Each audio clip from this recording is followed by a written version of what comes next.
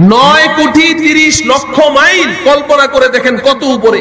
এই সূর্যের তাপ আমাদের সহ্য হয় না, এই সূর্যের তাপ সহ্য করতে পারি না। বাংলাদেশে তো সূর্যের তাপ সবচেয়ে কম পড়ে, তাও সহ্য করতে পারি না। পৃথিবীর এমন এমন কান্ট্রি আছে যে এই সূর্যের তাপে তাদের গাড়ির যে লুকিং গ্লাস আছে এই গ্লাসগুলো মোমের মতো গলে গলে পড়তে থাকে। এত দূরে সূর্য, তারপরেও তাপ সহ্য হয় না। আল্লাহ পাক হাসরের ময়দানে সূর্যটাকে নিচে নামতে বলবেন। এটা নিচে আস্তে আস্তে আস্তে আস্তে আমাদের মাথার এত কাছে চলে আসবে। একটি হাদিসে নবীজি বলেন, সুরমাদানির মধ্যে যেই কাঠি আছে, যেই কাঠি দিয়ে আমরা চোখে সুরমা দেই, এই কাঠিটা যতটুকু আমাদের প্রত্যেকের মাথার এত নিকটে সূর্যটা চলে আসবে। সূর্যের তাপে মাথার ভেতরের মগজগুলো উতরানো ভাতের মতো টকবক করে উতরাতে থাকবে। আর মানুষের শরীর থেকে দুর্গন্ধময় ঘাম, রক্ত, পুঁজ এগুলো ঝরতে থাকবে। ঘাম, রক্ত, পুঁজ পড়তে পড়তে রক্তের সাগর, ঘামের সাগর হয়ে যাবে। এই সাগরের মধ্যে আমরা হাবুডুবু খেতে থাকবো। একদিকে ঘাম, রক্ত, পুঁজের দুর্গন্ধময় সাগর, আরেকদিকে মাথার উপরে সূর্য। এই পরিস্থিতির মধ্যে আমরা পড়ে যাব। এই পরিস্থিতিটা কত দীর্ঘ হবে, কত দীর্ঘ হবে, আল্লাহ রাব্বুল আলামিন কোরআনে হাকিমে আমাদেরকে এতটুকু ধারণা দিয়েছেন। 50 আলফ সানাতিন মিম্মা তাউদ্দুন। ও দুনিয়ার মানুষ, তোমরা যে দুনিয়াতে বছরের হিসাব করো, বছর গণনা করো, 1 বছর, 2 বছর, 3 বছর, 100 বছর, 200 বছর, 1000 বছর, 2000 বছর, এভাবে গণতে গণতে 50,000 বছর তোমরা এই পার্থিব জগতে গণনা করো। এই 50,000 বছর যত দীর্ঘ, হাসরের ময়দানের একটি দিন হবে এত দীর্ঘ।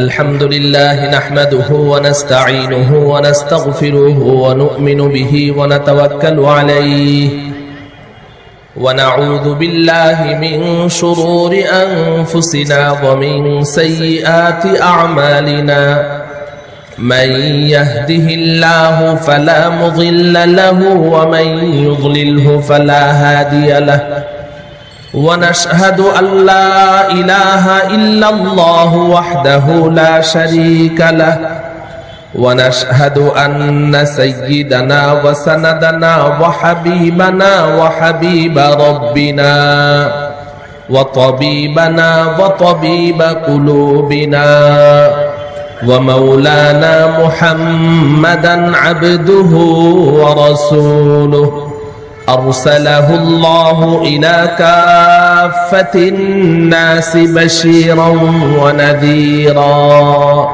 وداعيا إلى الله بإذنه وسراجا منيرا أما بعد فقد قال الله تعالى في كلامه المجيد والفرقان الحميد أعوذ بالله من الشيطان الرجيم بسم الله الرحمن الرحيم يا أيها الذين آمنوا اتقوا الله ولتنظر نفس ما قدمت لغد وقال تعالى فاجتنبوا الرجس من الأوثان واجتنبوا قول الزور وقال رسول الله صلى الله عليه وسلم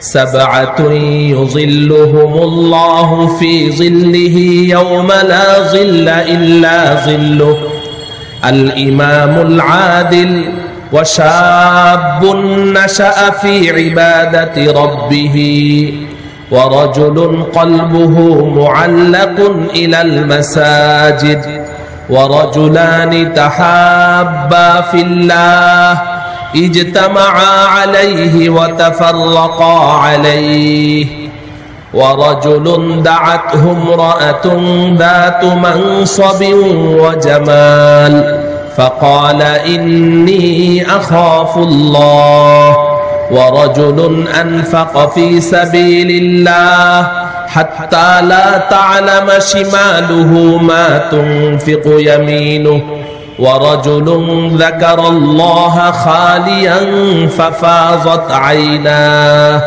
رواه الإمام البخاري في صحيحه وقال رسول الله صلى الله عليه وسلم آية المنافق ثلاث إذا حدث كذب وإذا وعد أخلف وإذا اؤتمن خان رواه الإمام البخاري ومسلم في صحيحيهما أو كما قال رسول الله صلى الله عليه وسلم صدق الله مولانا العظيم وصدق رسوله النبي الكريم ونحن على ذلك من الشاهدين والشاكرين والحمد لله رب العالمين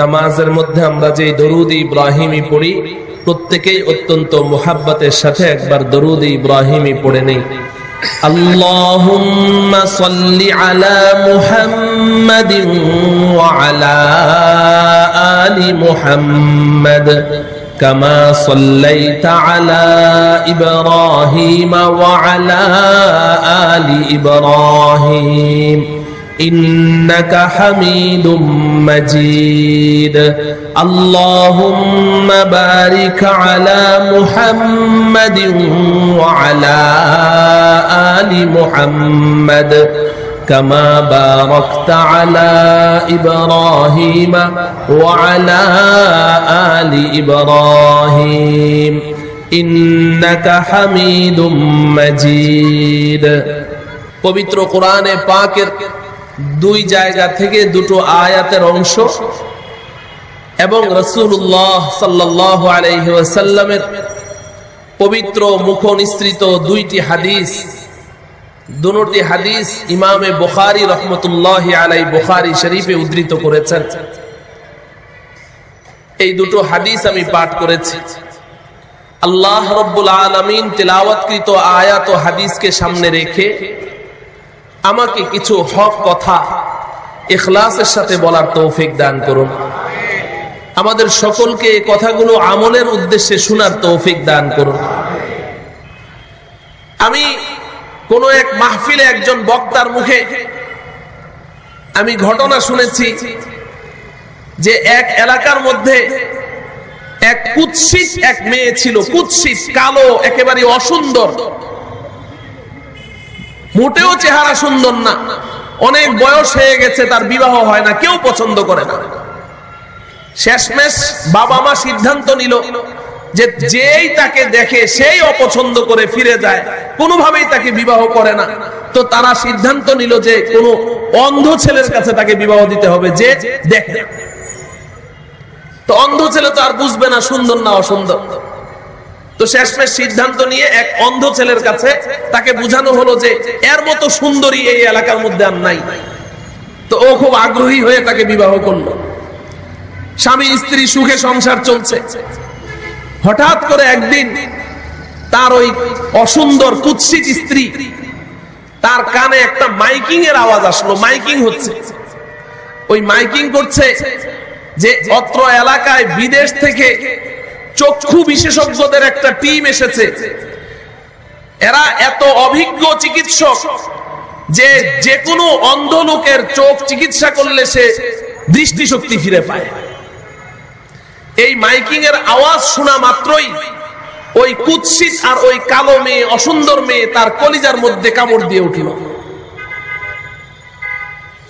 কেন কামড় দিল? যদি এই মাইকিং এর আওয়াজ আমার স্বামীর কানে যায় আর আমার অন্ধ স্বামী যদি এখন ওই চিকিৎসকদের কাছে গিয়ে চোখের চিকিৎসা করে আর সে যদি দৃষ্টিশক্তি ফিরে পায়, তাহলে ওই দিনে এই স্বামীর ভাত খাওয়া আমার শেষ। আমাকে তো 1 2 3 বলে বের করে দিবে বাড়ি থেকে। বলেন ঠিক না বেঠিক? যে এমন অসুন্দর মেয়ে, এরকে তো আমি ঘরে রাখবো না। যার কারণে ওই কালো মেয়ে, কুৎসিত মেয়ে আপ্রাণ চেষ্টা করে যে মাইকিং এর আওয়াজটা যেন স্বামীর কানে না আসে। আর যখন চলেই আসলো, স্বামী এখন অস্থির, চোখের চিকিৎসা করবে, তখন তার বিবি ওই ডাক্তারদের বিরুদ্ধে এমন কুৎসা রটনা শুরু করলো যে সর্বনাশ, খবরদার, এটা মিথ্যা কথা। আপনি যদি ওই চিকিৎসকদের কাছে যান, এই চোখের চিকিৎসা করে অনেক মানুষ পাগল হয়ে গেছে, দৃষ্টিশক্তি তো দূরের কথা, ওদের ব্রেনও নষ্ট হয়ে গেছে, অনেক মানুষ মারাও গেছে, এরা পাগল বানিয়ে দেয়, একটাও সুস্থ হয় না, মিথ্যা কথা। ওই চিকিৎসকদের বিরুদ্ধে ওই কালো মহিলা তার স্বামীর কাছে বদনাম করা শুরু করবে, করবে কি করবে না বলেন? কারণ সে কিছুতেই চায় না তার স্বামী যেন চক্ষু এবং দৃষ্টিশক্তি ফিরে পায়। মুহতারাম দোস্ত, ওই সমস্ত বুদ্ধিজীবী নামের গণ্ড মূর্খগুলো, এই মানুষগুলো তারা দেখছে যে আমাদের দেশের সাধারণ যারা জেনারেল শিক্ষিত, ব্যবসায়ী, কর্মজীবী, চাকরিজীবী মুসলমান যারা দ্বীনি শিক্ষা অর্জন করতে পারে নাই, এরা এই ধর্মীয় অনুষ্ঠানগুলোতে গেলে, ওয়াজ মাহফিলে গেলে তারা ইসলাম সম্পর্কে তাদের একটা নলেজ হয়ে যায়, ধারণা হয়ে যায়, এবং এদের অন্ধচক্ষুগুলো খুলে যায়, দৃষ্টিশক্তি ফিরে পায়। এতদিন পর্যন্ত এরা তো আমাদেরকে অনেক বড় স্কলার, অনেক বড় বুদ্ধিজীবী মনে করত। এই ওয়াজ মাহফিলে গিয়ে যখন তাদের ইসলাম সম্পর্কে ধারণা হয়ে যাবে, তাদের চক্ষুগুলো খুলে যাবে, তখন তো তারা দেখবে যে আমরা গণ্ড মূর্খ, আমাদের মূর্খতা সমাজের মানুষের সামনে প্রকাশ পেয়ে যাবে। অতএব যে কোনো মূল্যে হোক এই মাহফিলগুলোকে বন্ধ করতে হবে। এমন একজন গণ্ডমূর্খ বুদ্ধিজীবী, তার একটা ঘটনা আমি কিতাবের মধ্যে পড়েছি। আল্লাহ রাব্বুল আলামিন মেহেরবানি করে তাকে একজন নেককার পরহেজগার স্ত্রী দান করেছে।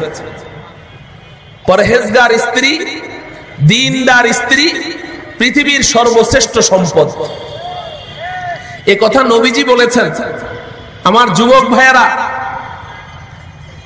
বিবাহ শাদী তো করবেন। রাসূলুল্লাহ সাল্লাল্লাহু আলাইহি ওয়াসাল্লাম ইরশাদ করেন, قال رسول الله صلى الله عليه وسلم الدنيا كلها متاع وخير متاع الدنيا المرأة الصالحة أو كما قال رسول الله صلى الله عليه وسلم। নবীজি বলেন, ও আমার উম্মতেরা শুনো, গোটা পৃথিবী সম্পদ, পুরা দুনিয়াটাই সম্পদ। আর দুনিয়া কুল্লুহা মাতা ওয়া খায়রু মাতা'id দুনিয়া আল মারআতু সালিহা। এই পৃথিবীর মধ্যে সর্বশ্রেষ্ঠ সম্পদের নাম হলো একজন নেককার, পরহেজগার, দ্বীনদার স্ত্রী। দ্বীনদার স্ত্রী সর্বশ্রেষ্ঠ সম্পদ। যার ঘরে দ্বীনদার স্ত্রী আছে, তার ঘরে পৃথিবীর শ্রেষ্ঠ সম্পদ আছে। আল্লাহ রাব্বুল আলামিন আমাদের সবাইকে দ্বীনদার স্ত্রী মালিক হওয়ার তৌফিক দান করেন। দ্বীনদার স্ত্রী ঘরে থাকা, ঘর জান্নাতি পরিবেশ থাকে। আর যদি স্ত্রী দ্বীনদার না হয়, যতই সুন্দরী হোক, বিশ্ব সুন্দরী হোক, কিন্তু দ্বীনদারি নাই, ওই ঘরের মধ্যে জাহান্নামের আগুন জ্বলে। এটা প্রকাশ করে না, লজ্জায় প্রকাশ করে না, কারণ বিবাহ করার সময় তো দ্বীনদারি দেখে বিবাহ করে নাই। নবীজি বলেন, তুনকাহুল মারআতু বিআরবা। মানুষ সাধারণত 4 জিনিস দেখে বিবাহ করে। কয় জিনিস দেখে? নবীজি বলছেন সাধারণত মানুষ 4 জিনিস দেখে বিবাহ করে। লিমালিহা, মেয়ের বাবার সম্পত্তি কি পরিমাণ আছে। নবীজি বলছেন 1450 বছর আগে বলে গেছে, লিমালিহা, মেয়ের সম্পদ কি পরিমাণ আছে এটা আগে দেখো। ওয়ালি জামালিহা, মেয়ে সুন্দরী কি পরিমাণ ওটা দেখো। ওয়ালি হাসাবিহা, সামাজিক স্ট্যাটাস কি আছে তার, এটা দেখো, সমাজের মধ্যে তার কেমন পাওয়ার আছে। ওয়ালি নাসাবিহা, কোন বংশের মেয়ে এটা দেখো, মিয়া বংশ না সৈয়দ বংশ না চৌধুরী বংশ। এই 4 জিনিস দেখে মানুষ সাধারণত বিবাহ করে। নবীজি বলেন, ফাজফার বিদাতিদ দ্বীন তারিবাত ইয়াদাক। আরে এই 4 জিনিস দেখার বিষয় নয়, এগুলো সব গৌণ বিষয়, গৌণ বিষয়। তুমি মৌলিকভাবে লক্ষ্য করবে তার মধ্যে দ্বীনদারি কতটুকু আছে। দ্বীনদারি দেখে বিবাহ করো, তাহলেই তুমি ইহকাল এবং পরকালে সফলতা অর্জন করতে পারবে। ওই বুদ্ধিজীবী, ওই যে গণ্ডমূর্খ, আল্লাহ পাক সৌভাগ্যক্রমে তাকে একজন নেককার স্ত্রী দিয়েছেন, পরহেজগার স্ত্রী। বিবাহ শাদীর পরে আল্লাহ পাক তাদেরকে একটা পুত্র সন্তান দিয়েছেন। পুত্র সন্তানটার বয়স যেদিন 5 বছর পূর্ণ হলো, বুদ্ধিজীবী ঘরে এসে তার বিবিকে বলে, আমার সন্তানটাকে সুন্দর করে গোসল করিয়ে সুন্দর করে কাপড় চোপড় পরিয়ে সাজিয়ে দাও। বিবি জিজ্ঞাসা করলেন, কেন, কোথায় যাবেন? কয় যে ওকে আমি ইংলিশ মিডিয়ামে ভর্তি করব। কোথায়? ইংলিশ মিডিয়ামে ভর্তি করব, 5 বছর হয়ে গেছে। পরহেজগার স্ত্রী বলে, সর্বনাশ, আপনার এই আশা আপাতত পূর্ণ হচ্ছে না, কারণ আমার এই সন্তানটা যখন গর্ভে ছিল তখনই আমি নিয়ত করেছি, আল্লাহ পাক যদি আমাকে একটা পুত্র সন্তান দান করেন তাহলে আমার ছেলেকে আমি হাফেজে কোরআন, আলেম, মুফতি, মুহাদ্দিস বানাবো। এটা আমি নিয়ত করে ফেলেছি। আমার সন্তানকে আমি গর্ভে ধারণ করেছি, আমি কষ্ট করে লালন পালন করেছি। আমার অনুরোধ, আপাতত আপনার এই চিন্তা থেকে আপনি সরে যান। আপনি যদি আপনার মতো আরেকটা বুদ্ধিজীবী তৈরি করতে চান তাহলে অপেক্ষায় থাকেন। এই সন্তান দ্বারা আপাতত আপনার এই আশা পূরণ হচ্ছে না। অবশেষে মায়ের কথাই হলো, সন্তানকে মক্তবে ভর্তি করে দেয়া হলো। এই সন্তানটা আল্লাহ পাকের ইচ্ছায় নুরানি মক্তব 3 বছরের কোর্স সম্পন্ন করে এরপরে হেফজ করলো, কোরআনের হাফেজ হয়ে গেল। এরপরে তাকে একটা ভালো মাদ্রাসায় ভর্তি করা হলো। ওই মাদ্রাসায় সে 1 বছর 2 বছর করে করে এইভাবে 10 বছর পড়াশোনা করে সে দাওরায়ে হাদিস কমপ্লিট করে ফেললো। কিন্তু বুদ্ধিজীবী ওই বাবার মনটা এত খারাপ, এত খারাপ, এক এক সময় তার মনটা এত ব্যথাতুর হয়ে উঠে, হায় রে, আমি যেই সোসাইটিতে বসবাস করি, আমার যে ফ্রেন্ড সার্কেল, ওদের কাছে গিয়ে আমি কিভাবে চেহারা দেখাবো? ওরা তো আমাকে বলবে মোল্লার বাপ, মৌলবাদীর বাপ, জঙ্গির বাপ। আমি এদের কাছে চেহারাটা কেমনে দেখাবো? লজ্জায় তার মাথা হেট হয়ে আসে, দুঃখে তার কলিজা ফেটে যায় যে শেষমেশ আমার কপালে এই ছিল যে আমি মৌলবাদীর বাপ হইলাম। মন খারাপ। ছেলে তো দাওরা পাস করে ফেলেছে কমপ্লিট। এবার ওই পরহেজগার স্ত্রী তার বুদ্ধিজীবী স্বামীর কাছে গিয়ে বলছে যে আপনি চান আর নাই চান, আপনি খুশি হন আর বেজার হন, আল্লাহ পাকের ইচ্ছা ছিল আমার ছেলেটা তো হাফেজও হয়ে গেছে, আলেমও হয়ে গেছে, তো আপনার আশা তো আর পূরণ হলো না। আমি জানি আপনার মন খারাপ, কিন্তু আপনার কাছে আমার শেষ একটা অনুরোধ, আমার একটা স্বপ্ন, আপনি যদি আমার এই স্বপ্নটা পূরণে সহযোগিতা করেন চিরদিন আপনার কাছে কৃতজ্ঞ থাকবো। তো স্বামী জিজ্ঞাসা করলো, কি স্বপ্ন বলো? আমার স্বপ্ন হলো আমার ছেলেটাকে আমি দারুল উলুম দেওবন্দে পাঠাবো। আমার বড় আশা, আমি শুনেছি পৃথিবীর সর্বশ্রেষ্ঠ ইসলামী বিদ্যাপীঠ দারুল উলুম দেওবন্দ। আমার বড় আশা আমার ছেলেটাকে দেওবন্দে আমি পড়াবো। আপনি যদি একটু মেহেরবানি করে তার পাসপোর্ট ভিসার ব্যবস্থা করে দিতেন। তো বুদ্ধিজীবী চিন্তা করলো যে এই সন্তান তো আমার নাই, এটা তো হাত ছাড়াই হয়ে গেছে, তীর তো ধনুক থেকে বের হয়েই গেছে, এটা তো আর ফেরত আনা যাবে না। ঠিক আছে, ওটা না হয়ে গেলই। তো উনি এই ভিসার ব্যবস্থা করলেন, সন্তানকে দেওবন্দ পাঠিয়ে দিলেন। 3 বছর একাধারে ওই সন্তানটা দেওবন্দে পড়াশোনা করে 3য় বছর 3 বছর পুরা করার পর একদিন তার মায়ের কাছে চিঠি লিখলো, আম্মা, আমার উস্তাদরা তো এখন বলছে আমি নাকি একজন ভালো মুফতি হয়ে গেছি, আমার পড়াশোনা শেষ, আমি অমুক দিন এতটার সময় ঢাকা বিমানবন্দরে এসে আমি ল্যান্ড করব, আব্বাকে পাঠিয়ে দিবেন আমাকে নেয়ার জন্য। কারণ এতদিনে তারা ঢাকা শহর ছেড়ে গ্রামের বাড়িতে চলে গেছে, গ্রামের বাড়ি ওই মুফতি ছেলে চিনে না। নির্দিষ্ট দিনে বুদ্ধিজীবী বাবা এসেছে ছেলেকে রিসিভ করার জন্য, হাজার হলেও তো সন্তান। এখন বাবা ছেলেকে রিসিভ করে এক গাড়িতে করে রওনা করেছে দেশের বাড়িতে, গ্রামের বাড়িতে। রাস্তায় বাবা বেশি কথাবার্তা বলে না, চুপচাপ, চেহারার মধ্যে একটা ভীতিকর একটা অবস্থা, ভয় ভয়, মনে হয় যেন কিসের ভয় তার চেহারার মধ্যে। ভয়টা হলো যে উনি সারা জীবন শুনেছে মুফতি মানেই তো ফতুয়াবাজি করে, কোন সময় জানে আমার উপরে ফতুয়াবাজি শুরু করে। এই ভয়ে চুপচাপ, কথাবার্তা বলে না। সারা রাস্তা এইভাবেই চললো। এরপরে ওই গাড়ি থেকে নামার পরে 3 কিলোমিটার হেঁটে তারপরে বাড়িতে যেতে হয়, কোনো রিক্সা টিক্সা চলে না, ক্ষেতের আইলের উপর দিয়ে যেতে হয়। তো গাড়ি থেকে নেমে বাপ বেটা দুইজনে হাঁটে, বুদ্ধিজীবী বাবা সামনে সামনে হাঁটে আর মুফতি সাহেব পিছনে পিছনে হাঁটেন। বুদ্ধিজীবী বাবা হাঁটছে, হন হন করে বাড়ির দিকে যাচ্ছে, মন টন ভালো না। আর মুফতি ছেলে পিছন দিকে চলছে। গ্রামের মানুষজন সবাই রাস্তায় বের হয়ে আসছে। আমাদের এলাকার একটা ছেলে দারুল উলুম দেওবন্দের থেকে মুফতি হয়ে এসেছে, সালাম মুসাফা চলছে, কুশল বিনিময় চলছে, দোয়া নিচ্ছে। এইভাবে ও একটু পেছনে পড়ে গেছে, বাবা সামনে। কিন্তু এই যে 3 বছর যে সে দেওবন্দে ছিল, এর মধ্যেই ওই বুদ্ধিজীবীর ডায়াবেটিকের রোগ হয়ে গেছে। ডায়াবেটিকের রোগী সম্পর্কে আপনারা জানেন, ঘন ঘন পেশাবের ব্যাগ হয়। তো ওই বুদ্ধিজীবী বাবা রাস্তায় হাঁটতে হাঁটতে হঠাৎ করে পেশাবের ব্যাগ হয়েছে। ওই বেচারা পরে রাস্তায় ওই ক্ষেতের আইলের মধ্যে পেশাব করতে বসেছে। এখন ক্ষেতের আইলের মধ্যে যে পেশাব করতে বসলো, সোজা কেবলামুখী হয়ে পেশাব করতে বসেছে। কোন দিকে? এদিকে না পশ্চিম? হ্যাঁ, এই কেবলামুখী হয়ে উনি পেশাব করতে বসেছেন। এখন মুফতি ছেলে যখন দেখলো যে আমার বাবা কেবলামুখী হয়ে পেশাব করতে বসেছেন, এখন তো তার লজ্জায় মাথা শেষ। কারণ গ্রামের লোকজন সব দেখছে যে মুফতি সাহেব আসছে, মুফতি সাহেবের বাবা কেবলামুখী হয়ে পেশাব করতে বসেছে। এখন এই ছেলে কি করবে? এখন তো একটা শরমের ব্যাপার। তো মুফতি মনে মনে চিন্তা করছে যে ছোটবেলায় শুনতাম যে বাসর রাইতেই বিলাই মারতে হয়। বাসর রাইতে কি করতে হয়? এই বাসর রাইতে যে বিলাই মারতে হয়, এটার কিন্তু অনেক ব্যাখ্যা আছে। আপনারা বলেন ঠিকই, ব্যাখ্যা জানেন না, ওই ব্যাখ্যা করার এখন সময় নেই। তো বাসর রাইতেই বিলাই মারতে হয়, এটা সুন্দর ব্যাখ্যা আছে। তো এখন ওই মুফতি সাহেব চিন্তা করলেন যে যা করার আজকেই করতে হবে। উনি আস্তে আস্তে সাহস করে বাবার পেছনে গেলেন, গিয়ে বললেন যে আব্বা, আপনি তো একটা ভুল করে ফেলেছেন, কেবলামুখী হয়ে পেশাব করতে বসেছেন, এটা কিন্তু জায়েজ নাই। এই কথা বলার সাথে সাথেই তো তার মেজাজটা কোথায় গেল বুঝেন। পেশাব অবস্থায় যদি কেউ পিছন থেকে ফতুয়াবাজি শুরু করে, তো সে তো মনে মনে ওই ভয় করছিল, যেখানে বাঘের ভয় ওখানেই রাত পোহায়। ছোটবেলা থেকে এই ভয় করছিল যে আমার ছেলে যদি ফতুয়াবাজ হয়, তাহলে তো ফতুয়াবাজি শুরু হবে, তাও আবার পেশাব করতে বসেছে, পেশাবের মাঝখানে ফতুয়াবাজি। আব্বা, আপনি একটু দয়া করে ঘুরে বসেন, লোকজন দেখছে আমি মুফতি হয়ে এসেছি দারুল উলুম দেওবন্দের থেকে।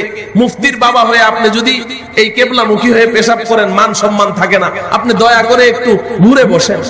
এখন বাবা হয়ে তার সন্তানের সাথে ঝগড়া করা যায় না পেশাব করতে বসে।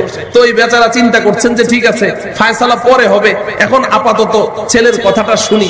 তো উনি ঘুরে বসলেন, কিন্তু ঘুরলেন একদম পুরা উল্টা দিকে। কোন দিকে? এবার কি ঠিক আছে? এদিকে ফিরে পেশাব করা যাবে? এখন পুরা উল্টা দিকে ঘুরে গেছে। এখন মুফতি সাহেব চিন্তা করছেন যে সোজা করতে হলে আজকেই করতে হবে। এখন উল্টা দিকে বসে আবার পেশাব শুরু করেছে। পেশাব যখন শুরু করলো, মুফতি সাহেব পিছন থেকে বলে আব্বা, ভুল তো আরেকটা হয়ে গেছে, এই দিকে ফিরেও তো পেশাব করা জায়েজ নাই। আপনি দয়া করে একটু আরেকবার ঘুরে বসে বাকি পেশাবটুকু করেন, আমি আপনাকে আর ডিস্টার্ব করব না। এখন বুদ্ধিজীবী চিন্তা করলো যে ঠিক আছে, পেশাবটা সারি, তারপরে সিদ্ধান্ত হবে একটা কিছু করার, হয় আমার একদিন না তার একদিন। তো তিনি আবার ঘুরে বসলেন। ঘুরলেন কোন দিকে? কোন দিকে? তো এদিকে ফিরে পেশাব করতে কি কোনো সমস্যা আছে? কোনো সমস্যা নাই। কিন্তু ঘটনা চক্রে ওই দিন দক্ষিণ দিক থেকে প্রবল বেগে বাতাস প্রবাহিত হচ্ছে। এখন কি এদিকে ফিরে পেশাব করা যাবে? হ্যাঁ। এখন মুফতি সাহেব চিন্তা করলেন যে আর তো দিক একটাই বাকি আছে, রিস্ক যেহেতু নিয়েছি আজকেই নেই। উনি পিছন থেকে বললেন আব্বা, আরেকটা ভুল করে ফেলেছেন, এই দিকে ফিরেও পেশাব করা যাবে না, আপনি আরেকটা বার ঘুরেন, তাহলে আমি আর কিচ্ছু বলবো না, যেই দিকটা বাকি আছে ওই দিকে ঘুরে বসে। ওই বেচারা এরপরে উত্তর দিকে ফিরে বসে পেশাবটা শেষ করলো। শেষ করে এবার মনে মনে সিদ্ধান্ত নিয়েছে আজকে ঘরে গিয়েই ফাইনাল ডিসিশন নিয়ে নিতে হবে, এই জ্বালা আর সহ্য করা যাবে না। পেশাবটা শেষ করে এবার হন হন করে বাড়ির দিকে হেঁটে যাচ্ছে। মুফতি সাহেব অনেক পিছনে পড়ে গেছে, প্রায় আধা কিলোমিটার পিছনে পড়ে গেছে। ওই যে এলাকার লোকজনের সাথে দেখা সাক্ষাৎ চলছে, একা একা বাড়িতে চলে গেছে। ওইদিকে তো মুফতি সাহেবের মা, পরহেজগার মা, চাতক পাখির মতো চেয়ে আছে, তার জীবনের স্বপ্ন পূরণ হয়েছে, আমার ছেলে মুফতি মুহাদ্দিস হয়ে আসছে। আমি কখন তাকে চোখে দেখবো, আমার চক্ষুটা ঠান্ডা করব। মা তো অপেক্ষা করছে, ছেলে চিঠিতে লিখে দিয়েছে, মা তোমার ছেলে মুফতি হয়ে আসছে, ঘর থেকে কিন্তু বের হয়েও না, ঘরেই অপেক্ষা করো, আমি এসে তোমার সাথে সাক্ষাৎ করব। কিন্তু মা হঠাৎ করে দেখলেন স্বামী একা ঘরে ঢুকছে, সন্তান সাথে নাই, ছেলে সাথে নাই, বুদ্ধিজীবী একা ঘরে ঢুকছে। এবার মা তো পাগলের মতো এসে বলছে যে ব্যাপারটা কি, আমার এই সোনার টুকরা কোথায়, আমার বাছাদন কোথায়, আমার মুফতি ছেলে কোথায়, তার কি হয়েছে, তাকে আনলেন না কেন, সে কি আসে নাই? অস্থির হয়ে গেছে, অস্থির হয়ে গেছে, আমার ছেলে কোথায়। বুদ্ধিজীবীর তো রাগে মুখ থেকে তো কথা বের হচ্ছে না, সে তো রাগে থরথর করে কাঁপছে। মা যখন একেবারে অস্থির, তো এক পর্যায়ে খুব ঠান্ডা মাথায় বলছে যে হ্যাঁ অপেক্ষা কর, অপেক্ষা কর, তোর মুফতি ছেলে আসছে। আমাকে তো একবারের পেশাব 4 বারে করিয়েছে, তুই পেশাব করতে বসবি, তোর একবারের পেশাব 40 বারে করাবে তোকে। আসছে, ফতুয়াবাজ আসছে। মুহতারাম হাজরিন, আমি আপনাদের কাছে বিনয়ের সাথে জানতে চাই, এই যে বুদ্ধিজীবী সে যে একবারের পেশাব 4 বারে করলো, এটা কি শরীয়তে ইসলামের দোষ নাকি তার মূর্খতার দোষ? এটা কি ইসলামের বিধানের দোষ নাকি অজ্ঞতার দোষ? তার অজ্ঞতার দোষ, এটা ইসলামের দোষ না। যেই কথাটা আমাদের নুরানি বক্তব্যের 5 বছরের বাচ্চা জানে, 5 বছরের বাচ্চা জানে 10 দিকে ফিরিয়া ইস্তেঞ্জা করা নিষেধ, কিবলার দিকে মুখ করিয়া, কিবলার দিকে পিঠ করিয়া, প্রবল বাতাসের দিকে মুখ করিয়া, 5 বছরের বাচ্চাটার যেই শিক্ষা আছে ওই বুদ্ধিজীবীর মধ্যে ওই শিক্ষাটা নাই। সে মূর্খ, সে মূর্খ, গণ্ড মূর্খ, তার মূর্খতার কারণে তার এই দোষ। এটা ইসলামের দোষ না, এটা ফতুয়াবাজির দোষ না। এই গণ্ড মূর্খগুলো ডবল মূর্খ। একজন কবি এদেরকে ডবল মূর্খ বলেছেন, আমি বলছি না। একজন কবি বলছেন, আকাশকে নাদানাদ वो বাদানাদ কে বাদানাদ, আকাশকে নাদানাদ वो বাদানাদ কে বাদানাদ, দর জাহলে মুরাক্কাব আবাদাদ দাহর বামানাদ, দর জাহলে মুরাক্কাব আবাদাদ দাহর বামানাদ। কবি বলেন, যে জানে না এবং সে যে জানে না এইটাও জানে না। আকাশকে নাদানাত, যে ব্যক্তি জানে না, ও বাদানাত কে বাদানাত, আর সে মনে করে আমি অনেক কিছু জানি, তার মানে সে যে জানে না এটাও জানে না। কবি বলেন, দার জাহলে মুরাক্কাব আবাদাদ দাহরে বামানাত, সে সারাটা জীবন ডবল মূর্খতার মধ্যে ডুবে থাকবে। এই ডবল মূর্খগুলো আমাদের মাহফিল হতে দিতে চায় না।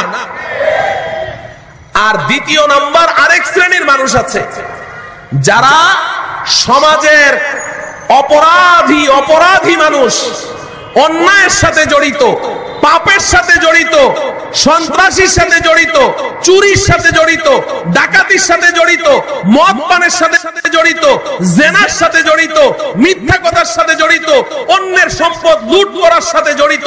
এই ধরনের পাপের সাথে যেই মানুষগুলো জড়িত, গুনাহের মধ্যে সারাদিন ডুবে থাকে, তারা চিন্তা করে এই মাহফিলে যারা বয়ান করবে তারা কোনো না কোনো একটা গুনাহের থেকে তো মানুষকে বাঁচতে বলবে।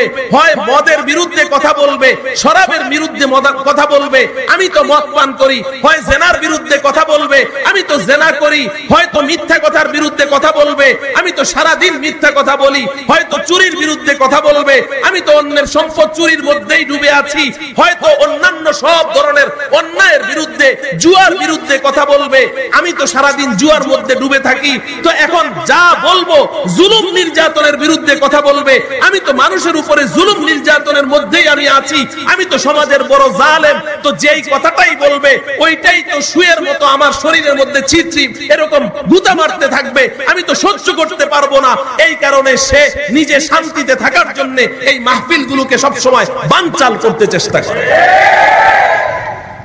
মুহতারাম হাজরিন, এজন্য আমাদের আজকের এই মাহফিলের প্রধান দায়িত্ব হলো, যারা এই মাহফিলগুলো বরদাস্ত করতে পারছে না, সমাজের দুষ্ট লোক, খারাপ লোকগুলো, এদের হেদায়েতের জন্য আমরা সকলেই দোয়া করব, আল্লাহ রাব্বুল আলামিন এদেরকে হেদায়েত দান করেন। মুহতারাম ভাইও, আমি যে কথাটি আপনাদেরকে বলতে চাচ্ছিলাম, কোরআনে হাকিম থেকে আয়াত তেলাওয়াত করেছি এবং রাসূল পাক সাল্লাল্লাহু আলাইহি ওয়াসাল্লামের দুটো হাদিস আমি পাঠ করেছি। আপনারা জানেন এই দুনিয়ার জগতে যে আমরা বসবাস করছি, বাস্তবিক অর্থে আমরা কেউ এই দুনিয়ার জগতের আসল বাসিন্দা নই। এটা আমাদের আসল বাড়ি না। আমাদের আসল বাড়ি, আসল ঠিকানা হচ্ছে জান্নাত। কোথায় বলেন? জান্নাত আমাদের আসল বাড়ি। কারণ জান্নাত আমাদের আব্বা আম্মার ভিটা বাড়ি। হযরতে আদম এবং হযরতে হাওয়া আলাইহিস সালাম আমাদের সকলের আব্বা জান এবং আম্মা জান, তাদেরকে সৃষ্টি করে আল্লাহ রাব্বুল আলামিন যেই বাড়িতে বসবাস করতে দিলেন ওই বাড়িটির নাম কি? জান্নাত। আর এই দুনিয়ার জগতে আমরা বাপ দাদার ভিটা বাড়িকে আসল বাড়ি বলি কিনা? এই যে এখানে আমরা যারা আছি অধিকাংশদেরকে জিজ্ঞাসা করেন না ভাই বাসা কই, বলবে সি ব্লক, ডি ব্লক, অমুক জায়গায়, মিরপুরে, উত্তরা, ধানমন্ডি। এরপরে জিজ্ঞাসা করেন ভাই আপনার আসল বাড়ি কই, বলবে বিক্রমপুর। ব্যবসায়ীদের মধ্যে বেশিরভাগ কোন দিক? আসল বাড়ি জিজ্ঞাসা করলে কি বলে? বিক্রমপুর। আসল বাড়ি জিজ্ঞাসা করলে কি বলে? নোয়াখালী। আসল বাড়ি জিজ্ঞাসা করলে কি বলে? কুমিল্লা, রংপুর, দিনাজপুর। বলে কি বলে না? আরে আপনি জিজ্ঞাসা করেন ভাই আপনি এই ঢাকা শহরে কত বছর যাবত আছেন, বলবে যে তো প্রায় 50 বছরের কাছাকাছি। ভাড়া থাকেন? কই না আল্লাহর মেহেরবানিতে 4টা বাড়ি করেছি ঢাকায়। তো আপনি 50 বছর ঢাকায়, 4টা বাড়ি করলেন ঢাকায়, আপনি এরপরেও ঢাকাকে আসল বাড়ি বলেন না, আপনি বিক্রমপুরকে আসল বাড়ি বলেন। ব্যাপারটা কি? কয় যে আমার বাপ দাদার ভিটা বাড়িটা যে ওখানে, এই জন্য ঢাকা আসল বাড়ি না, বিক্রমপুরে আসে। ঠিক না? তাইলে বাপ দাদার ভিটা বাড়ি যদি আসল বাড়ি হয়, তাইলে আমাদের আসল বাড়ি কই?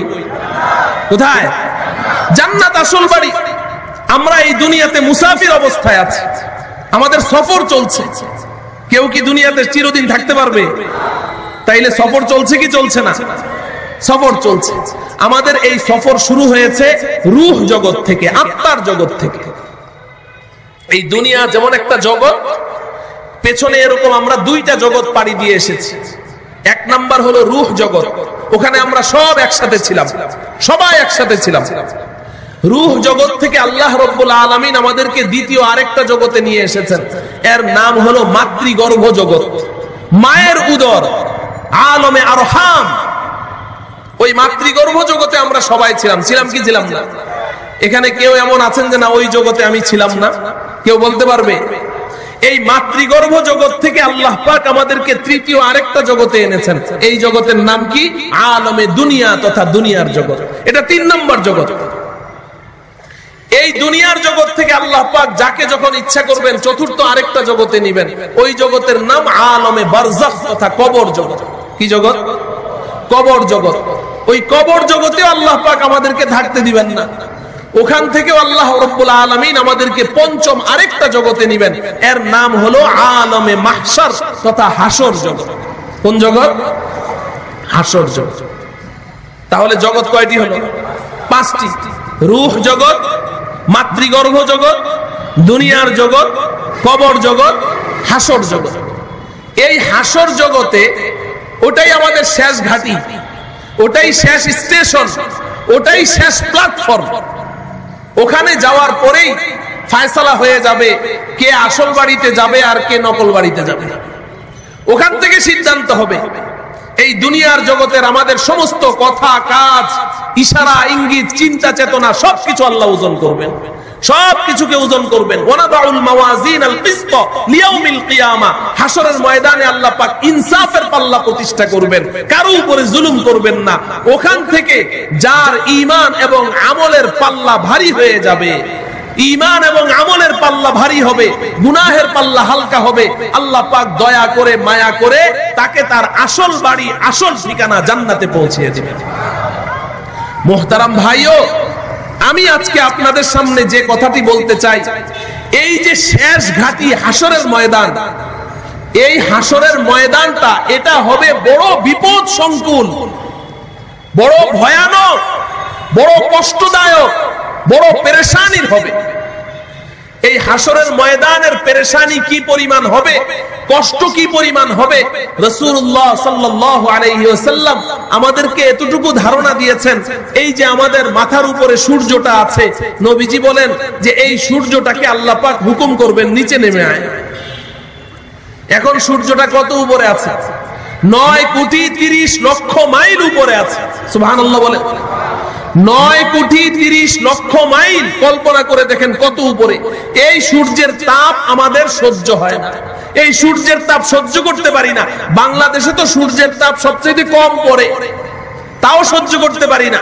পৃথিবীর এমন এমন কান্ট্রি আছে যে এই সূর্যের তাপে তাদের গাড়ির যে লুকিং গ্লাস আছে, এই গ্লাসগুলো মোমের মতো গলে গলে পড়তে থাকে। এত দূরে সূর্য, তারপরেও তাপ সহ্য হয় না। আল্লাহ পাক হাসরের ময়দানে সূর্যটাকে নিচে নামতে বলবেন। এটা নিচে আস্তে আস্তে আস্তে আস্তে আমাদের মাথার এত কাছে চলে আসবে। একটি হাদিসে নবীজি বলেন, সুরমাদানির মধ্যে যেই কাঠি আছে, যেই কাঠি দিয়ে আমরা চোখে সুরমা দেই, এই কাঠিটা যতটুকু আমাদের প্রত্যেকের মাথার এত নিকটে সূর্যটা চলে আসবে। সূর্যের তাপে মাথার ভেতরের মগজগুলো উতরানো ভাতের মতো টকবক করে উতরাতে থাকবে। আর মানুষের শরীর থেকে দুর্গন্ধময় ঘাম, রক্ত, পুঁজ এগুলো ঝরতে থাকবে। ঘাম, রক্ত, পুঁজ পড়তে পড়তে রক্তের সাগর, ঘামের সাগর হয়ে যাবে। এই সাগরের মধ্যে আমরা হাবুডুবু খেতে থাকবো। একদিকে ঘাম, রক্ত, পুঁজের দুর্গন্ধময় সাগর, আরেকদিকে মাথার উপরে সূর্য। এই পরিস্থিতির মধ্যে আমরা পড়ে যাব।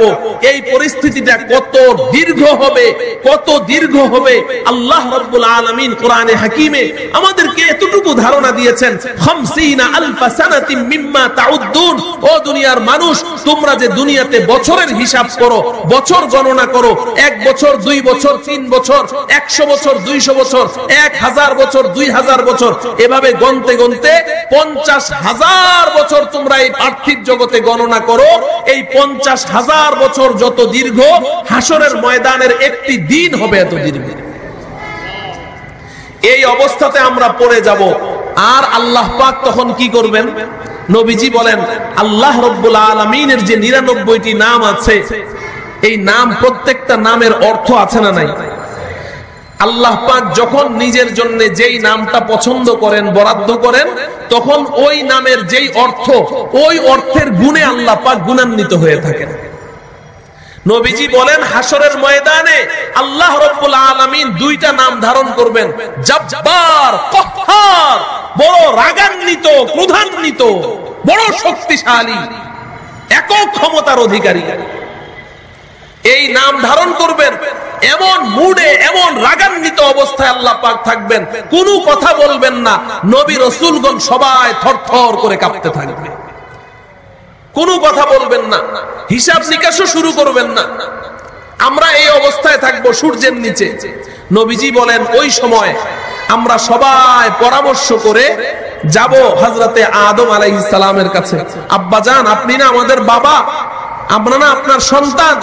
আমাদের এই যে একটা অবস্থা আপনি দেখছেন, আপনি একটু আল্লাহ পাকের কাছে বলেন না, আল্লাহ যেন আমাদের হিসাবটা শুরু করে। হিসাব শুরু করলে আমলনামা ডান হাতে আসবে কিংবা বাম হাতে আসবে, একটা ফয়সালা তো হবে। কিন্তু এইভাবে ঝুলন্ত অবস্থায় আমরা আর কতদিন থাকবো? হযরতে আদম আলাইহিস সালাম বলবেন, না রে, আমার পক্ষে সম্ভব না। আজকে আল্লাহ পাকের যেই মুড দেখছি, আমার পক্ষে আল্লাহ পাকের সামনে গিয়ে দাঁড়ানো সম্ভব না। আমার তো নিজেরই ভয় হচ্ছে, আমি গেলে উল্টা আল্লাহ আমাকেই ধরে বসেন কিনা। তোমরা এক কাজ করো, যাও হযরতে নূহ আলাইহিস সালামের কাছে, তার কাছে যাও, তিনি হয়তো কোনো একটা কিছু করতে পারবেন। যাব আমরা নূহ আলাইহিস সালামের কাছে, তিনিও বলবেন আমার পক্ষে সুপারিশ করা সম্ভব না। প্রত্যেকেই দুনিয়ার জগতের একটা কথা স্মরণ করে করে তারা ভয় পাবেন।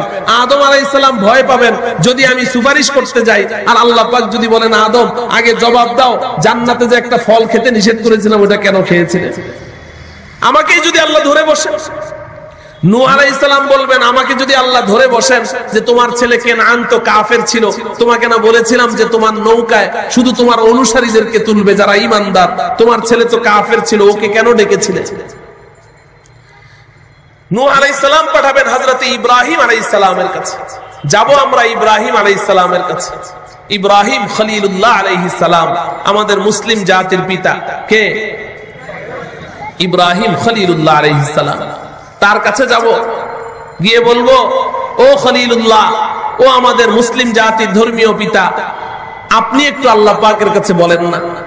ইব্রাহিম আলাইহিস সালাম তখন দুনিয়ার জগতের 3টা কথাকে স্মরণ করে তিনি অক্ষমতা প্রকাশ করবেন। 1 নাম্বার হলো, ইব্রাহিম আলাইহিস সালামকে তার বন্ধুরা বলেছিল, ইব্রাহিম চলো পূজায় যাই। কোথায়? পূজা, পূজা মেলা, যেই মেলার মধ্যে কি করে? পূজা করে হিন্দুরা। তো বন্ধুরা পূজায় ডেকেছে, চলো পূজায় যাই। এখন ইব্রাহিম আলাইহিস সালাম কি পূজায় যেতে পারেন? মুসলমানের ধর্মীয় পিতা ইব্রাহিম আলাইহিস সালাম, আমাদের সবার পিতা, উনি কি পূজায় গিয়েছেন? পূজায় যান নাই। এখন পূজায় যদি বলে যে না আমি পূজা করতে যাব না, মেলায় আমি যাব না, তাহলে তো তারা তাকে সন্দেহ করবে। এজন্য তিনি কৌশল করে বললেন, ইন্নী সাকিম, আমি অসুস্থ রে, আমি অসুস্থ। তো অসুস্থ বললে কি আর তারা জোরাজোরি করবে? এখন ইব্রাহিম আলাইহিস সালাম হাসরের ময়দানে চিন্তা করবেন যে আমি তো শারীরিকভাবে পুরোপুরি সুস্থ ছিলাম, আল্লাহ পাক যদি ধরে বসেন যে ইব্রাহিম ওই দিন ইন্নী সাকিম কেন বলেছিলে, আমি অসুস্থ কেন বলেছিলে। দ্বিতীয় নাম্বার, যখন এরা সব মেলায় চলে গেছে পূজা করতে, ইব্রাহিম আলাইহিস সালাম একটা কুড়াল কাঁধে নিয়ে ওদের যে মন্দির আছে যেখানে ওরা ওই দেব দেবীদেরকে সেজদা করে, ওখানে ঢুকলেন, ঢুকে কুড়াল দিয়ে সবগুলো মূর্তি ভেঙে ফেললেন। সবগুলো মূর্তি ভাঙলেন, একটা মূর্তি ওটাকে ভাঙেন নাই, ওটাকে ঠিক রেখে ওটার কাঁধের মধ্যে কুড়ালটা রেখে উনি চম্পট। যখন এরা সবাই আসলো, এসে দেখলো যে এদের খোদারা সব আপোষের মধ্যে লড়াই করে যুদ্ধ করে সব জমিনের মধ্যে ধরাশয়ী হয়ে আছে। এরা সব ভয় পেয়ে গেল যে আমাদের খোদারা কেন আজকে এত রাগান্বিত হয়েছে, কেন আপোষের মধ্যে এইভাবে লড়াই ঝগড়া করছে।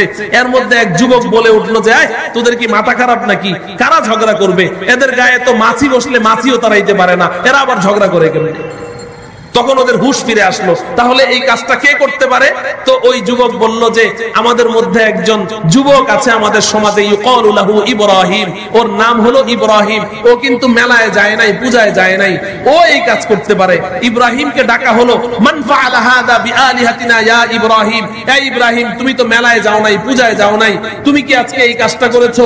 এই কাজটা আমাদের এই খোদাদের সাথে এই কাজটা কে করেছে? ইব্রাহিম আলাইহিস সালাম চিন্তা করলেন, এখন যদি বলি আমি করেছি তো ওই কুড়াল দিয়ে তো এক কূপে আমাকেই শেষ করে দিবে। ইব্রাহিম আলাইহিস সালাম কৌশলে জবাব দিলেন, বললেন বাল ফাআলাহু কাবীরুহুম, ওদের বড় মিয়া এই কাজ করেছে, ওদের বড় মিয়া এই কাজ করেছে।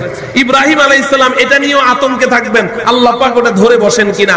3 নাম্বার, ইব্রাহিম আলাইহিস সালাম তার প্রথম স্ত্রী হযরতে সারা আলাইহাস সালামকে নিয়ে যাচ্ছিলেন, পথিমধ্যে এক চরিত্রহীন এক রাজা ও স্বামী স্ত্রী দুইজনকে দেখলে স্ত্রীকে ধরে নিয়ে যায়, শারীরিক নির্যাতন করে।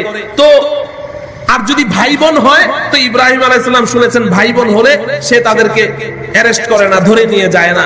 তো ইব্রাহিম আলাইহিস সালাম তার বিবির কানে কানে বললেন যে ওই যে লোকজন আসছে, ওরা যদি তোমাকে জিজ্ঞাসা করে যে এই পুরুষটা তোমার কি হয়, তুমি বলবা আমরা ভাই বোন, আমার ভাই হয়। এই 3টা কথা ইব্রাহিম আলাইহিস সালাম বলেছেন। হাসরের ময়দানে এই 3 কথা নিয়ে তিনি চিন্তিত থাকবেন। আমার প্রিয় যুবক ভাইয়েরা, এখানে একটা প্রশ্ন সবার মনে যাচ্ছে যে তাইলে কি ইব্রাহিম আলাইহিস সালাম এই 3টা মিথ্যা কথা বলেছিলেন? এই ঘটনাটাকে কেন্দ্র করে আপনাদেরকে আমি কিছু কথা বলবো, 2টা কথা বলবো, তার মধ্যে 1 নাম্বার এখানে আসে। ইব্রাহিম আলাইহিস সালাম তো মিথ্যা বলেননি, বরং কোন নবী রাসূল জীবনে কখনো একটাও মিথ্যা কথা বলেন নাই। কোন নবী রাসূল জীবনে একটাও মিথ্যা কথা বলেন নাই। ক্বাবলা নবুয়ত, নবুয়ত লাভের পূর্বেও না, নবুয়ত লাভের পরেও না, জীবনে কখনো কোনো মিথ্যা কথা বলে নাই। মিথ্যা যদি কেউ পরিহার করতে পারে যে আমি মিথ্যা বলবো না, তাহলে তার হাসর নবীদের সাথে হবে, নবীদের সাথে তার হাসর হবে, সিদ্দিকীনদের সাথে হাসর হবে। মিথ্যা এত জঘন্য গুনাহ, এত জঘন্য পাপ, আপনারা শুনলে অবাক হবেন। নবীজি যেই যুগের মানুষগুলোর কাছে এসেছিল, যাদেরকে আমরা বলি আইয়ামে জাহেলিয়াতের মানুষ, বর্বর যুগের মানুষ, নিকৃষ্ট মূর্খ মানুষ, জাহেল মানুষ, এই মানুষগুলো নবী যেই যুগে এসেছিলেন, ওই কুরাইশের ওই আরবের মানুষগুলো, এরা শুধু আকারে আকৃতিতে মানুষ ছিল।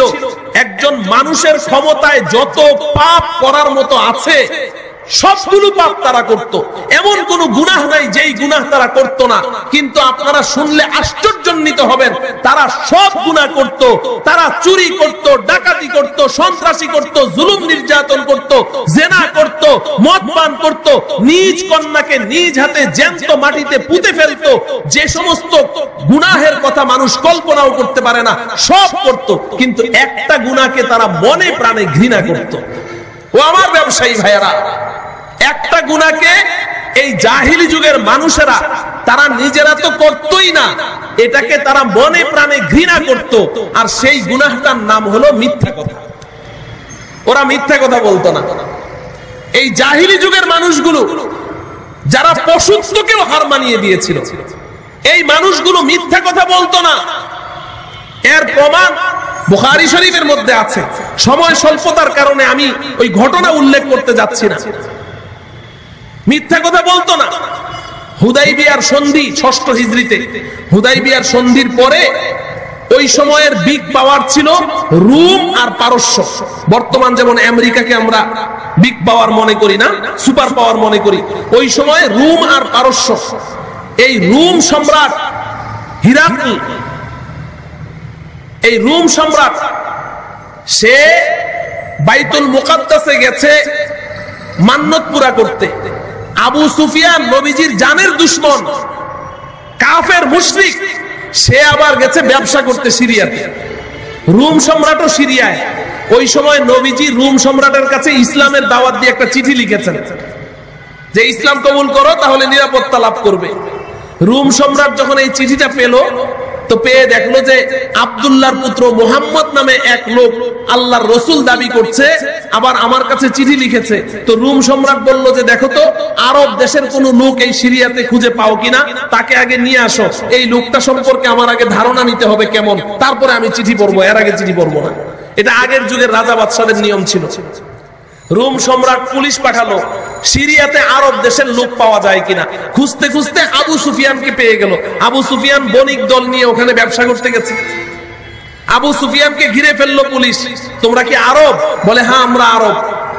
চলো, বাদশা তোমাদেরকে কল করেছে। আবু সুফিয়ানকে তার দলবল সহ রোম সম্রাটের কাছে নিয়ে গেছে। নিয়ে যাওয়ার পরে রোম সম্রাট তাদেরকে জিজ্ঞাসা করলো, আইয়ুকুম আকরাবু নাসাবান বিহাদার রাজুল, এই যে মুহাম্মদ নামে এক লোক আমার কাছে একটা চিঠি লিখেছে, এই লোকটার আত্মীয় কেউ আছো তোমাদের মধ্যে আত্মীয়তার দিক থেকে? আবু সুফিয়ান বলে যে হ্যাঁ, আমি তার সবচেয়ে নিকট আত্মীয়। আবু সুফিয়ান কি তখন মুসলমান ছিল? না। উহুদের যুদ্ধে তো সেই নেতৃত্ব দিয়েছে। 70 জন সাহাবী শহীদ হয়েছে আবু সুফিয়ানের নেতৃত্বে, জানি দুশমন নবীজির। এখন আবু সুফিয়ানকে সামনে বসিয়ে রোম সম্রাট বলল যে এই লোকটা সম্পর্কে আমি তোমাকে কিছু প্রশ্ন করব, তুমি আমাকে উত্তর দাও। 11টা প্রশ্ন করেছে, বুখারী শরীফের মধ্যে আছে। 11টা প্রশ্ন রোম সম্রাট এই আবু সুফিয়ানকে নবীজি সম্পর্কে করেছে। সর্বপ্রথম প্রশ্ন ছিল কাইফা কানা নাসাবুহু, আচ্ছা এই যে মানুষটা মুহাম্মদ নামে, সে যে নিজেকে রাসূল দাবি করছে, আমার কাছে চিঠি লিখেছে, আচ্ছা এই লোকটা কেমন বংশের লোক? আবু সুফিয়ানকে প্রশ্ন করলো। আবু সুফিয়ান সাথে সাথে উত্তর দিল, হুয়া ফিনা দু নাসাবিন, আমাদের মধ্যে সর্বশ্রেষ্ঠ বংশের লোক, আমাদের মধ্যে শ্রেষ্ঠ বংশের লোক। 2 নম্বর প্রশ্ন করলো, এই লোকটা কি জীবনে কখনো মিথ্যা কথা বলেছে?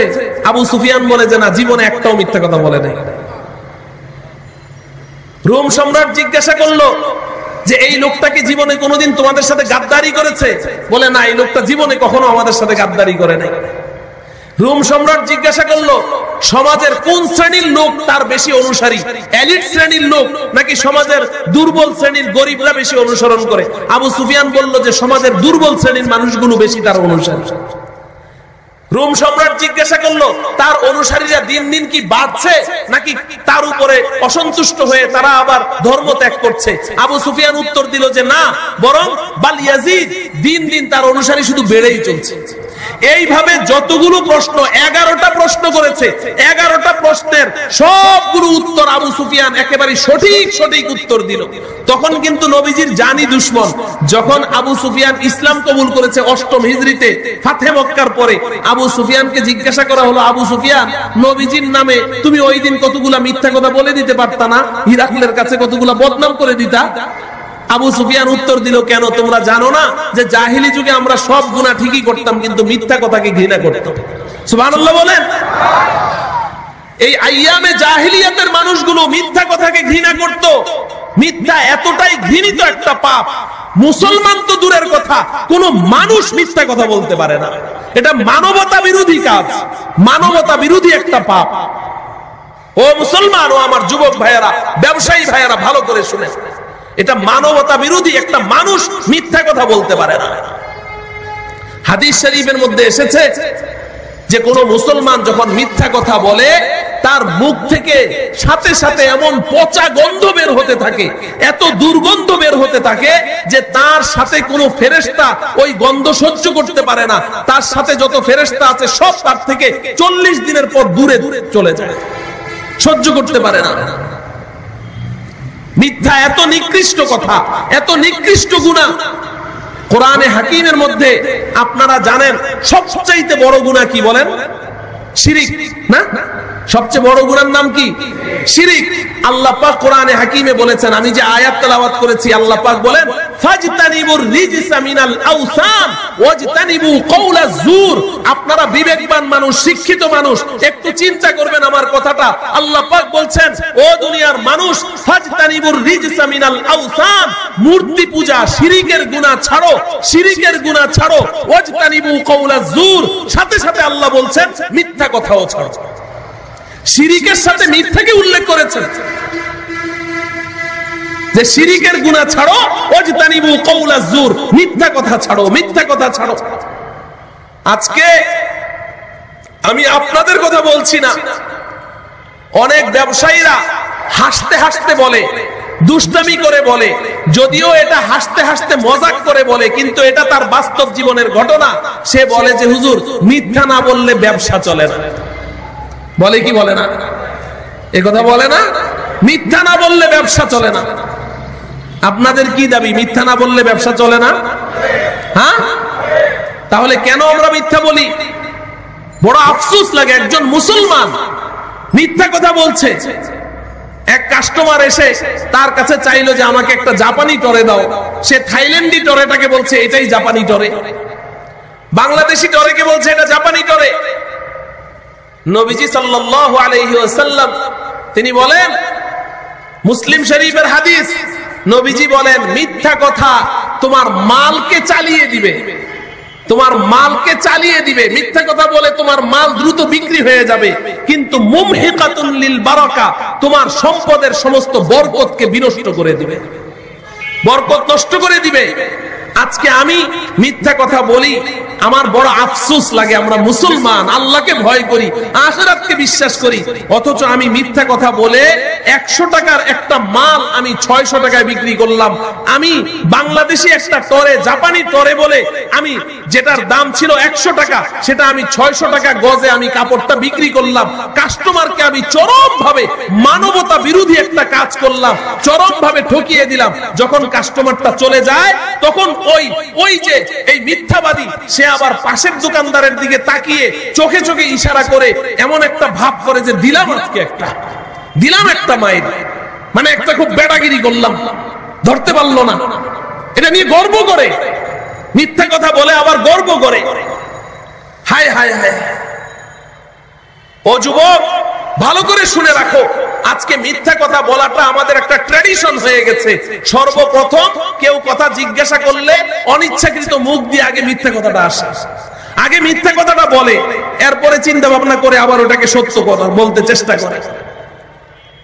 এই যে মিথ্যার মধ্যে আমরা ডুবে আছি, মিথ্যা কথা বলছি, আবার একটা ফতুয়াও দেয়। একই তো ওই যে আমাদের দেশে বলে চুরি চুরি সিনা চুরি, চুরি চুরি, আবার বলে চোরের মায়ের বড় গলা, বলে কি বলে না? মিথ্যা কথা বলে আবার একটা ফতুয়া দেয়। কি ফতুয়া? কয় যে জান বাঁচান ফরজ, বলে কি বলে না? মিথ্যা কথা একটা বললো, একটা কবিরা গুনাহ করলো, আল্লাহ পাককে সে নারাজ করলো, মানবতা বিরোধী কাজ করলো। যেই আবু জেহেল আবু লাহাবরা যেই গুনাহটাকে ঘৃণা করত, একটু চিন্তা করেন, ওই গুনাহটা আমি করলাম, আপনি করলেন। আবার ফতুয়া দেয়, কয় জান বাঁচান ফরজ। ধরেন আপনার কাছে আমি 5,000 টাকা পাই, আমি আপনাকে লোন দিয়েছি, আপনার ক্ষতি করলাম না উপকার করলাম? উপকার করলাম। আমি আপনাকে লোন দিলাম, 5,000 টাকা দিলাম, আপনি বিপদে পড়েছেন, 1 সপ্তাহ পরে দেওয়ার কথা, 2 মাস হয়ে গেছে, দেওয়ার কোনো নাম নাই। এখন আমারও বিপদ, গিয়ে বললাম যে দোস্ত আমি তো তোর উপকারই করেছি, 5,000 টাকাই তো, তুই তো লাখ লাখ টাকার মালিক, টাকাটা দিয়ে দে। আপনার পকেটে কিন্তু 50,000 টাকা আছে, চাইলে আপনি 5,000 টাকা আমাকে দিতে পারেন। কিন্তু আমি যখন টাকাটা চাই, চেহারাটা এমন ভাব করে আর বলে যে দোস্ত তোকে টাকা দিব কি, বিষ খাওয়ার মতো পয়সা নেই। কইছে বিষ খেয়ে যে আত্মহত্যা করুম ওই পয়সাটাও নেই। এরকম বলে কি বলে না? এগুলো আমাদের কানে আসে, এই জন্য বলছি, আমি তো বানিয়ে বলছি না, আমার কাছে তো ওহি আসে নাই, সমাজের কথাই কানে আসে, এগুলো বললাম। বলে যে বিষ খাওয়ার মতো পয়সা নাই। আপনি আমাকে বিদায় করে দিলেন, দিলেন না আমার 5,000 টাকা। আরেক বন্ধু জানে আপনার পকেটে 50,000 টাকা আছে, আমি চলে আসার সাথে সাথে কয় দোস্ত তুই যে এত বড় একটা মিথ্যা কথা বললি, তুই যে বললি বিষ খাওয়ার মতো পয়সা নাই, তোর পকেটে 50,000 টাকা। আরে দোস্ত রাখতো, জান বাঁচান ফরজ। আরে এখানে জান বাঁচান ফরজের সাথে এটার সাথে কি সম্পর্ক? 5,000 টাকার জন্য কি আপনার জান চলে যেত? একটা কথা শুনেন, খুব ভালো করে শুনেন, ওয়াজ তো অনেক শুনেন, আমি ওয়াজ করতে জানি না, ওই ক্লাসে ছাত্রদের সামনে যেমনি কথা বলি এমনি কথা বলি, কথাগুলো হয়তো আপনাদের কাছে খারাপ লাগছে, কিন্তু একটা কথা মনে রাখবেন, জান বাঁচান ফরজ, ভালো কথা। জান বাঁচানোর জন্য শরীয়তে মিথ্যা কথা বলা জায়েজ আছে। জান বাঁচানোর জন্য শরীয়তে মিথ্যা কথা বলা কি আছে?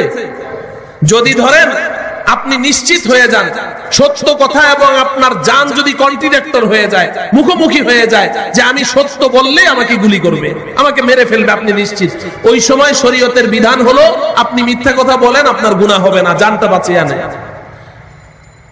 জান বাঁচাইলেন মিথ্যা কথা বলে, গুনাহ হবে না। শুধু জান বাঁচানো না, ফিকহের কিতাবের মধ্যে লিখেছে যদি আপনার কোনো অঙ্গহানির ভয় থাকে, যে আমি যদি সত্য কথা বলি আমার কোনো একটা অঙ্গ কেটে ফেলবে, তবুও আপনাকে মিথ্যা কথা বলার অনুমতি দিয়েছে শরীয়তে। আপনি মিথ্যা কথা বলে আপনার অঙ্গটা বাঁচান, অনুমতি আছে। কিন্তু এই 5,000 টাকার জন্য আপনি মিথ্যা কথা বলার অনুমতি আছে? হ্যাঁ। আবার ফতুয়া দেয়, কয় হুজুর বউয়ের সাথে তো মিথ্যা কথা বলা যায়। কই পাইলেন রে ভাই এই ফতুয়া? বউয়ের সাথে মিথ্যা কথা বলা যায়? নিজেরা ফতুয়া বানাইতেছে। মিথ্যা কথা বলা যাবে না, মজাক করেও মিথ্যা কথা বলা যাবে না, হাসি ঠাট্টা করেও মিথ্যা কথা বলা যাবে না, ছোট বাচ্চাদের সাথেও মিথ্যা কথা বলা যাবে না। আমরা তো ছোট বাচ্চাদের সাথে অহরহ মিথ্যা কথা বলি। ভালো করে শুনেন মুসলমান, এটা শরীয়তের বিধান, আমি আপনাদেরকে নিজে বানিয়ে ঘর থেকে বলছি না, শরীয়তের বিধান। আপনি ছোট বাচ্চাটা দৌড়ে বাইরে চলে যাচ্ছে, আপনি ডাকছেন আসছে না, আপনি পকেটে হাত দিয়ে বললেন আব্বু আসো চকলেট দিব, চকলেট দিব, আসো। বাচ্চাটা চকলেটের আশায় দৌড় দিয়ে আসলো, আসার সাথে সাথে তাকে ধরে ফেললেন, কিন্তু চকলেট কিন্তু দিলেন না, মিথ্যা কথা বললেন। এটা মিথ্যা কথা বললেন। আপনি মনে করেছেন এতে কোনো গুনাহ নাই, এটাও কবিরা গুনাহ। এখানে তো আপনি চরম ভাবে ক্ষতিগ্রস্ত হলেন, অনেকগুলো গুনাহ করলেন। একটা তো কবিরা গুনাহ, মিথ্যা কথা বলেছেন।